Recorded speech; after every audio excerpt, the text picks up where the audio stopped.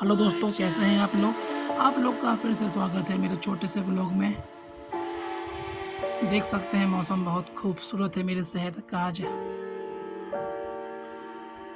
दोस्तों ने कहा चलो कहीं घूम आते हैं, तो मैंने भी कहा चलो कहीं घूम आते हैं इतने अच्छे मौसम में।